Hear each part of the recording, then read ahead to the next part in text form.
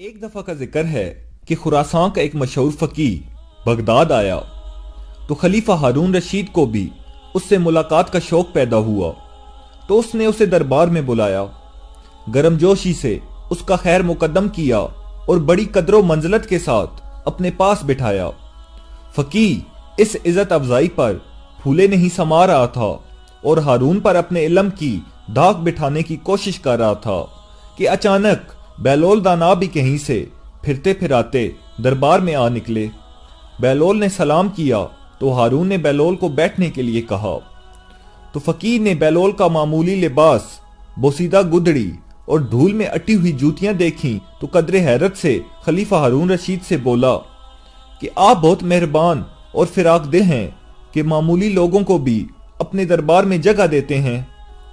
تو بہلول دانا اپنی جگہ سے اٹھے اور اپنی عصا زمین پر مارتے ہوئے اس فقیہ کے قریب پہنچے اور بولے، قبلہ گستاخی معاف، آپ اپنے ناقص علم پر کیوں اس قدر مغرور ہیں؟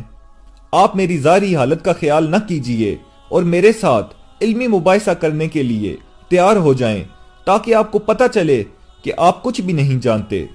تو فقیہ نے غلط انداز سے حضرت بہلول کی طرف دیکھا اور بولا کہ میں نے سنا ہے کہ تو پاگل ہے اور میں پاگلوں سے مباحثہ نہیں کرتا۔ تو بہلول دانا نے مزے سے کہا، میں نے کب کہا کہ میں پاگل نہیں ہوں؟ میں تو اپنے پاگل پن کا خود اقرار کرتا ہوں، مگر آپ ہیں کہ آپ کو اپنی کم علمی کا کچھ پتہ نہیں ہے۔ تو ہارون نے قہر آلود نگاہوں سے بہلول کی طرف دیکھا اور بولا، بہلول خاموش رہو، تمہیں معلوم نہیں کہ یہ خراسان کے نامور فقیہ ہیں؟ تو بہلول نے اطمینان سے کہا، اسی لیے تو میں چاہتا ہوں کہ یہ مجھ سے علمی مباحثہ کر لیں۔ ہارون کو بھی علمی مباحثوں اور مناظروں کا بہت شوق تھا تو وہ اس فقیہ سے بولا، کیا مذائقہ ہے، تمہیں بہلول کی دعوت قبول کر لینی چاہیے۔ تو فقیہ بولا، تو پھر میری ایک شرط ہوگی۔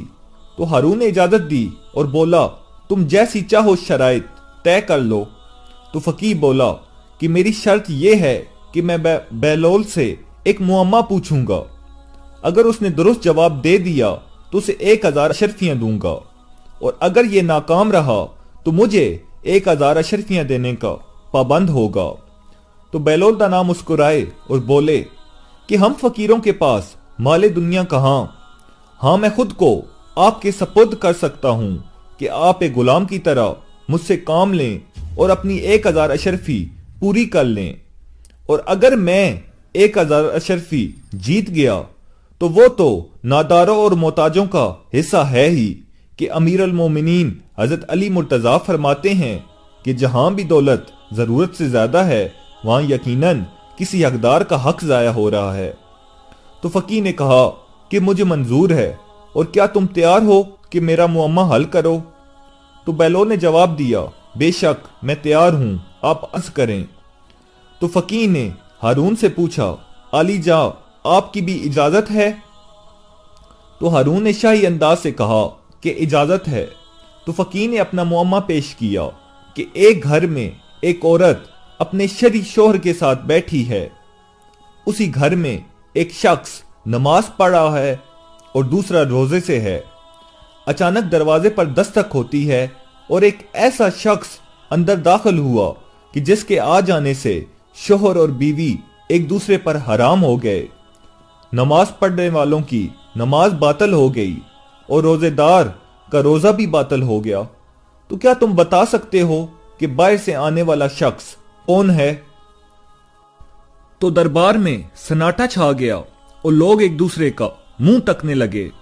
تو بہلول دانا نے جلدی سے کہا کہ گھر میں داخل ہونے والا شخص اس عورت کا پہلا شوہر ہے جو سفر پر گیا ہوا تھا، جس کے بارے میں یہ خبر ملی تھی کہ دوران سفر انتقال کر گیا ہے۔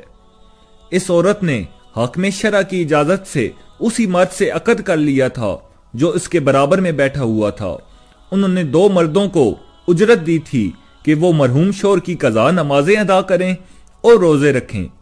اسی اثناء میں پہلا شوہر سفر سے واپس آ گیا، کیونکہ اس کی موت کی خبر غلط تھی، چنانچہ اس کے آتے ہی دوسرا شوہر اس عورت پر حرام ہو گیا इन दो मर्दों की नमाज और रोजे बातिल हो गए जो शोर को मुर्दा समझकर उसके लिए पड़ी और रखे जा रहे थे। तो हारून ने तारीफ करते हुए कहा कि मरहबा मरहबा, बहुत खूब बेलोल, बाज औकात तो तुम्हारी दीवानगी फरजानों को भी मात दे देती है। बाकी वजीर और अमीर भी दादे तहसीन देने लगे। शोर कुछ कम हुआ तो बेलोल दाना कहने लगे, क्या आली जा की इजाजत है कि मैं भी हजरत फकीह से एक सवाल करूं? तो हारून ने कहा कि इजाजत है। तो बेलोल दाना ने फकीह से पूछा, क्या आप तैयार हैं? तो फकीह ने नाक चढ़ाकर कहा, जरूर पूछो। तो बेलोल दाना बोले कि फर्ज करें कि हमारे पास एक मटका शीरा और एक मटका सिरका मौजूद है। हम उससे सिकंजबीन तैयार करने के लिए एक प्याला सिरका और एक प्याला शीरा मटकों में से निकालते हैं और दोनों को किसी बर्तन में मिला देते हैं। इस वक्त पता चलता है कि इसमें तो एक चूहा मरा पड़ा है। तो क्या आप बता सकते हैं कि वो मरा हुआ चूहा सिरके के मटके में था या शीरे के मटके में? हारून महफूज हुआ और अहले दरबार भी मुस्कुराए।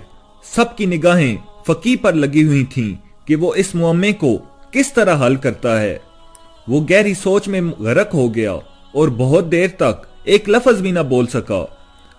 तो खलीफा हारून रशीद इतना इंतजार न कर सका और बोला कि बेलोल ने तो तुम्हारा मुअम्मा हल करने में एक लम्हा भी नहीं लगाया था, तुम्हें भी इसके सवाल का जवाब इसी तरह देना चाहिए। तो फकीह नादम सा हो गया, उसकी निगाहें झुक गईं, इसे अपनी कम इल्मी का तराफ करना ही पड़ा और बोला कि आली जा, मैं ये मुअम्मा हल नहीं कर सकता। तो हारून ने बेलोल की तरफ देखा और बोला, बेलोल, बेहतर यही है कि तुम खुद इस मुअम्मे को हल कर दो।